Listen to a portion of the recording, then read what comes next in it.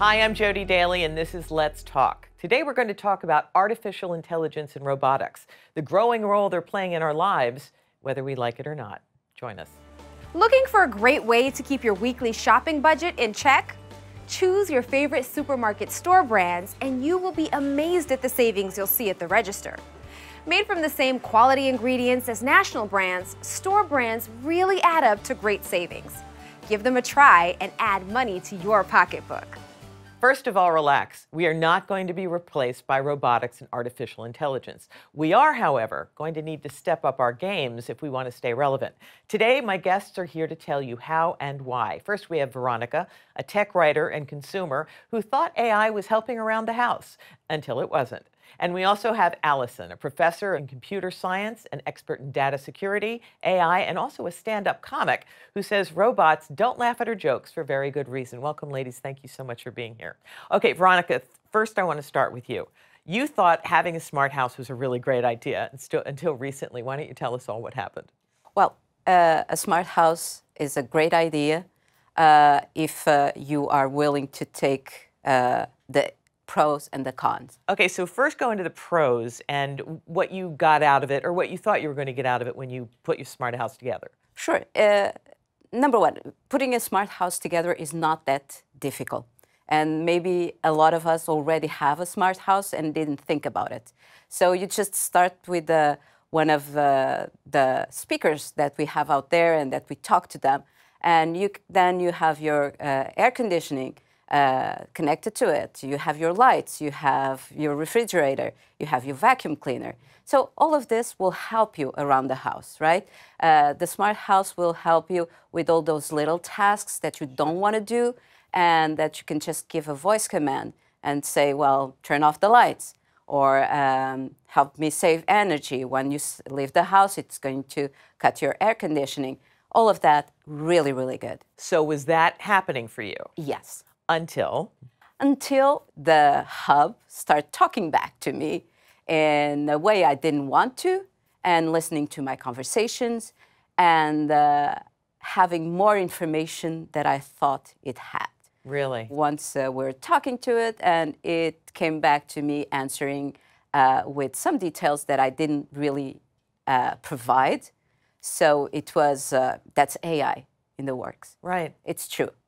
So it's not just what you teach, it's what it's learning from what you're teaching it, right? And Allison, you do have some comments about that. How similar is that to some stories that you've heard? And how often does something like this happen? Right. I think things like this do happen a lot with any kind of device that's continuously listening and is imperfect at interpreting what you want it to do. It's not surprising that sometimes it will do behaviors that you don't intend. But I think what the real thing that we need to keep in mind here is where all this information is coming from in aggregate. People get particularly nervous about being listened to, but probably most of the data that you're seeing coming back at you that's confidential and worrying is actually coming from other potential interactions that you're having with technology around your home all the time. Meaning what? Like, give us some examples. So your Google searches, your ordering from Prime or something. Exactly. Online shopping, your just behavior online in general, your behavioral footprint online on all the different devices you're using, your patterns of use of your cell phone and your tablet on all those different things, and how all that data can be aggregated and put together into services that are then targeted to you both through your smart home devices and your just regular internet activity. So do you think your device was really just trying to help? Yes, definitely, definitely. And this is all about what you choose to live with. Yes. It's not that I wasn't aware, but when I got that kind of answer, it just shocked me and was like, okay, I'm not prepared for this yet. So let me ask you something. Were you getting a little lazy? Oh, definitely. I mean, because all I remember when a friend of mine had one of these and when we were staying at her house, I started asking it everything. I didn't even pick up the computer to look up a word anymore.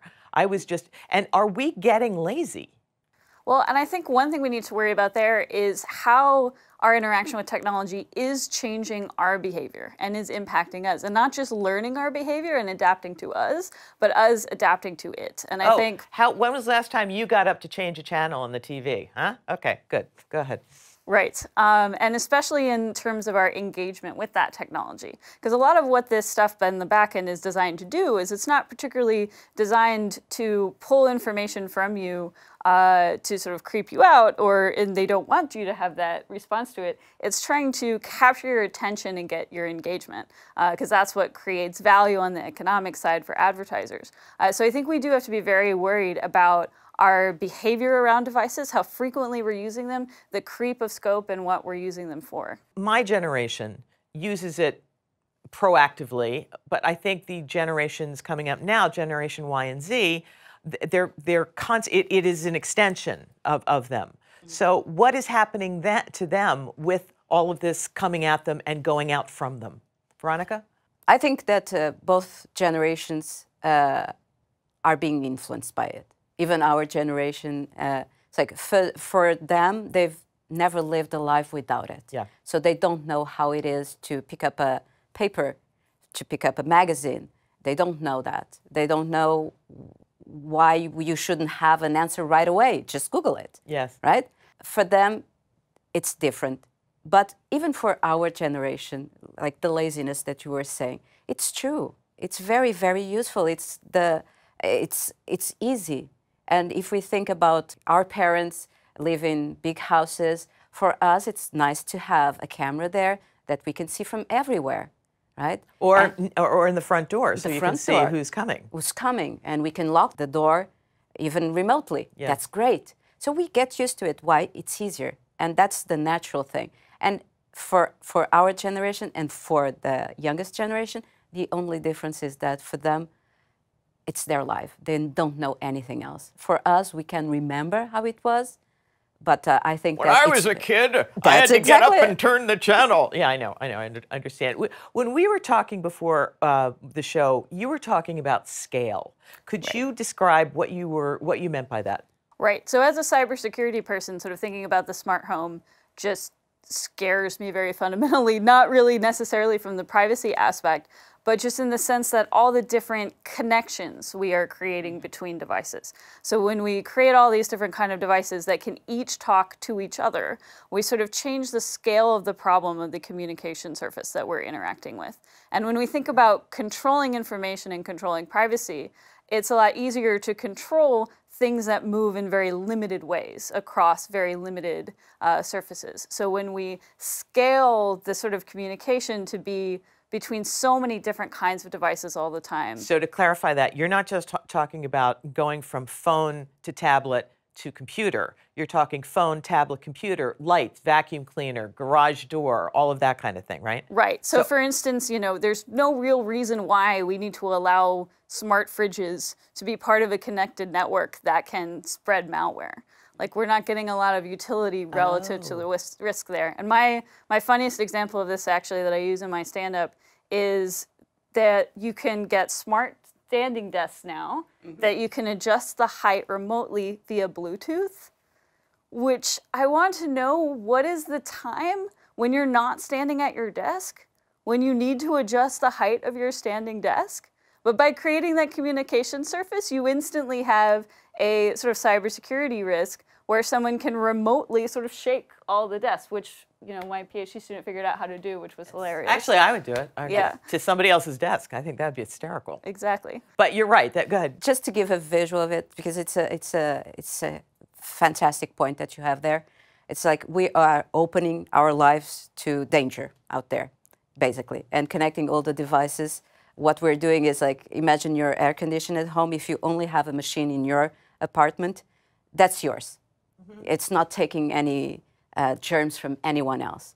But if you have it from the building, and you have the vents coming out, you're taking the germs from all the building. That's what we're doing when we're connecting all the devices. Basically, we're putting it on that network, and we're allowing it to.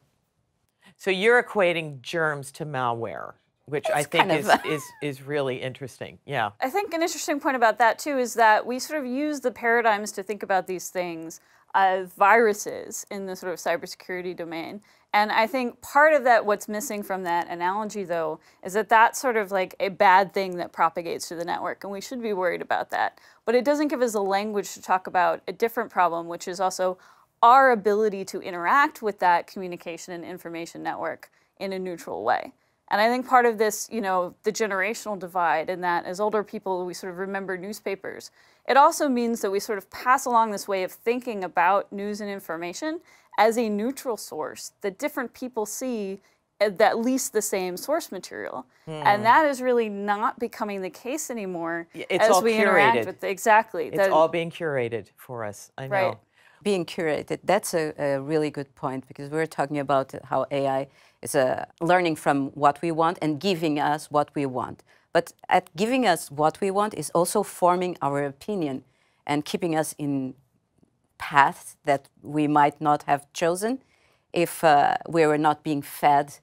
And that's really a all good the point, time. because I mean, whenever, I don't know about you guys, but whenever we were in school, we were always taught you go at least 3 different sources. So, and they have to be sources from different opinions. And now, if we're getting a feed, we're just getting that same source that's already been curated through some gatekeeper that we don't even know. Oh, that's scary. Yeah, we didn't used to have to worry about, when you found your 3 books in the library, that the books that you would happen across versus the books that I would happen across would be very systematically different. But that's basically what's happening to our students now. And so we need very different frameworks for identifying bias in our sources and navigating that. Now, you also teach, right? Correct. Do you find that you teach differently now than perhaps you would have taught before because of this kind of situation, because of the source material, because of the curation of information? Perhaps not specifically in my domain, because in cybersecurity, I think we're all pretty naturally paranoid people. Good. There you go. Who As opposed to our probably- English teacher, who is not as paranoid. Yes. Go Right. ahead. And I think it's been it's always been a challenge in cybersecurity to sort of define security in the right way. And I think, how do we really know when we're getting it right? And how do we really verify our conclusion? And that's been a very core part of our science for a long time. I think what's interesting now as an educator is thinking about how can we take the things that we've learned about teaching in that domain and perhaps more broadly applying to teaching other areas of computer science, because there's a lot of people getting computer science degrees now that aren't getting that sort of training on the other side. They're just getting the software development and how to build stuff, and not really how to grapple systemically with the potential consequences and design questions of the things that they're building. Well, that's like going to the doctor. You can't go to a doctor anymore and have the doctor know different parts of the body. It's like you have to go to a specialist.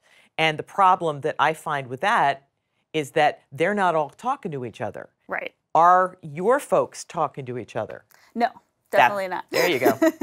So one last question before we go to break. Are we going to be replaced by AI and robotics? No. No. And when we come back, we're going to hear why, so don't go away. Want to make your mealtime a little more enjoyable? Check out the ready-to-heat, ready-to-serve meals and side dishes offered at your favorite supermarket. Whether it's chilled or fresh or frozen, you can taste the cuisines of the world. And if you buy the supermarket store brands, you can be sure of quality and freshness at reasonable prices. Give them a try and add something special to mealtime. We're back and we're talking about the future of artificial intelligence and robotics. And before we went to break, I said, are we going to be replaced by robots and AI? And you were both very definitive and you said no. Why not? There are certain kinds of tasks that are very difficult for robots and very easy for humans to do. So I think those kinds of things are going to stick Like what? around. Give me an example. So, for example, it's very hard for robots to do tasks that have some variance to them. So if you put like a water bottle on a table in one spot and you train a robot to pick it up, it can get very good at that task. And then you move the water bottle 1 foot over, it's very difficult for it to sort of dynamically adjust. So one of the actual classic problems in robotics that people are still kind of grappling with is actually folding laundry, because there's a lot of variance in exactly like what size is the clothing, what kind of stretch is the material. That's hysterical, because that's like one of my favorite things to do. It's very zen. I think that too, although I'm sure there are a lot of people would be excited about the robot laundry folding, and it would probably be one of the... Veronica would. Yeah, and Yeah, not I a lot of hate- cybersecurity risk in that either, so like I wouldn't be against it. So But- why would you say, so yours is that there's nuance that that robots don't quite get right now. And what about you, Veronica? I think that there's something that humans can bring to the table that robots and AI cannot, as for now. For now. As for now. For now. That's the soft skills. That's Talk to me about that. understanding, feeling why that person looked at me in that way. Why it's the empathy. It's all about the human. It's thinking outside of the box and connecting the dots. So I think that when we're talking about education and how we're going to raise our kids nowadays, it's not about memorizing facts. We don't need that anymore. That's true. It's about connecting dots. It's about extrapolating. It's about drawing conclusions from different facts. And if AI is really good at it right now and getting there, when you put in the human factor, the little sign, she twisted her eye or something like that, robots are not there yet. I'm saying yet because I believe that in 100 years, they will be there. Okay. And it's going to be more about human and robots together. It's going to be, okay, you need an arm, you're going to make an arm for a person. You need a liver, you're not waiting for someone to die to get him a liver. You're going to make it. So it's going to be machine and man together. It's not going to be a competition. It's how we can make man better by adding that AI, adding that robotics into us. So we're not going to be replaced. We're going to be, I think, we're going to be better because of it. It'll be a new partnership, is what you're saying. However, right now they don't laugh. Allison does stand up, as we said before. They don't laugh at your jokes. They don't. For this reason? I think mostly because, you know, they're not programmed to. I could cheat, of course, by hacking them and making them laugh. But I think also something very fundamental about comedy, which maybe gets at this sort of divide between what machines are good at and what they're not, which is that comedy is about surprise. You know, comedy for human beings comes from something that doesn't quite fit the pattern of what we're useful. We have to be primed to sort of expect a pattern, and then we have to violate it. And that's one of the core structures that comedy comes from. And robots and AI is very much more finding patterns and sticking to patterns and drilling patterns.